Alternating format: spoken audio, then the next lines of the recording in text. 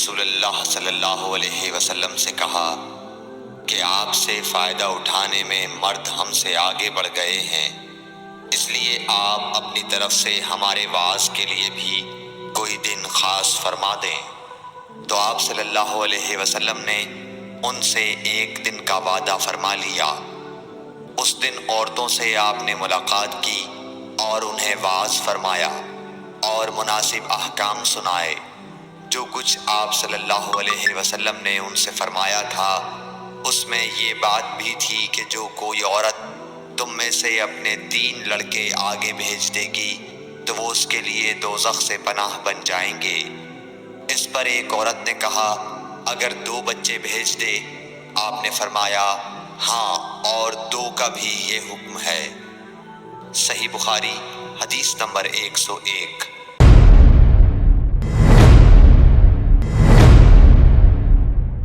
حضور اکرم صلی اللہ علیہ وآلہ وسلم نے فرمایا کہ ایسے 3 بچے جو ابھی بلوغت کو نہ پہنچے ہوں۔ صحیح بخاری حدیث نمبر 102۔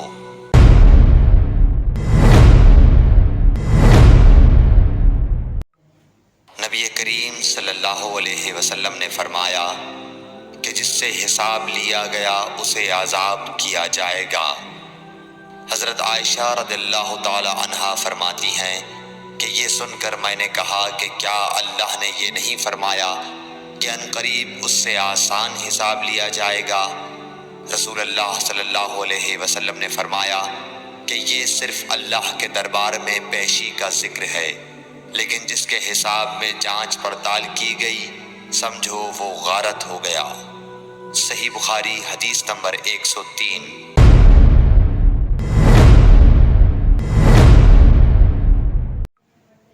رسول اللہ صلی اللہ علیہ وسلم نے اللہ کی حمد و ثنا بیان کی، پھر فرمایا کہ مکے کو اللہ نے حرام کیا ہے، آدمیوں نے حرام نہیں کیا۔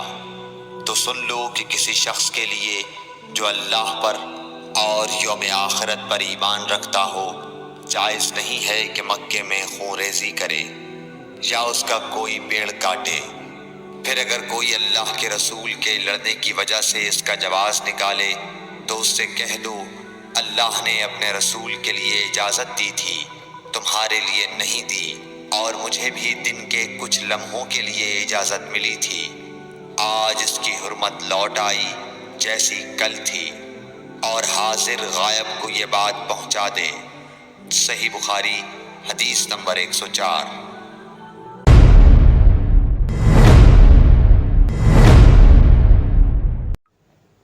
ایک مرتبہ ابو بکر رضی اللہ عنہ نے رسول اللہ صلی اللہ علیہ وسلم کا ذکر کیا کہ آپ صلی اللہ علیہ وسلم نے فرمایا تمہارے خون اور تمہارے مال، محمد کہتے ہیں کہ میرے خیال میں آپ نے اعراضکم کا لفظ بھی فرمایا، یعنی اور تمہاری آبروئیں تم پر حرام ہیں، جس طرح تمہارے آج کے دن کی حرمت تمہارے اس مہینے میں۔ سن لو یہ خبر حاضر غائب کو پہنچا دے۔ اور محمد راوی حدیث کہتے تھے کہ رسول اللہ صلی اللہ علیہ وسلم نے سچ فرمایا۔ پھر دوبارہ فرمایا کہ کیا میں نے اللہ کا یہ حکم تمہیں نہیں پہنچا دیا؟ صحیح بخاری حدیث نمبر 105۔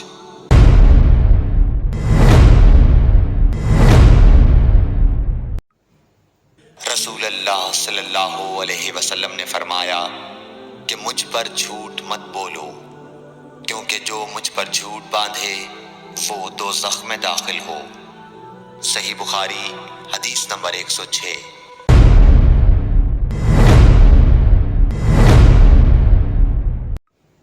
رسول اللہ صلی اللہ علیہ وسلم نے فرمایا کہ جو شخص مجھ پر جھوٹ باندھے گا وہ اپنا ٹھکانہ جہنم بنا لے۔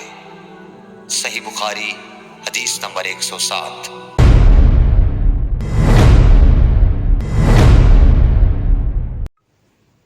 نبی اکرم صلی اللہ علیہ وسلم نے فرمایا کہ جو شخص مجھ پر جان بوجھ کر جھوٹ باندھے تو وہ اپنا ٹھکانہ جہنم میں بنا لے۔ صحیح بخاری حدیث نمبر 108۔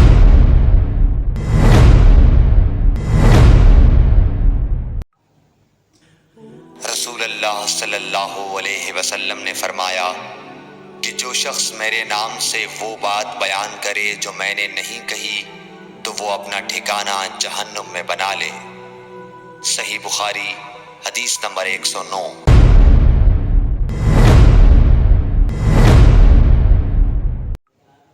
رسول اللہ صلی اللہ علیہ وسلم کا فرمان ہے کہ اپنی اولاد کا میرے نام کے اوپر نام رکھو مگر میری کنیت اختیار نہ کرو، اور جس شخص نے مجھے خواب میں دیکھا تو بلا شبہ اس نے مجھے دیکھا، کیونکہ شیطان میری صورت میں نہیں آ سکتا، اور جو شخص مجھ پر جان بوجھ کر جھوٹ بولے وہ دوزخ میں اپنا ٹھکانہ تلاش کرے۔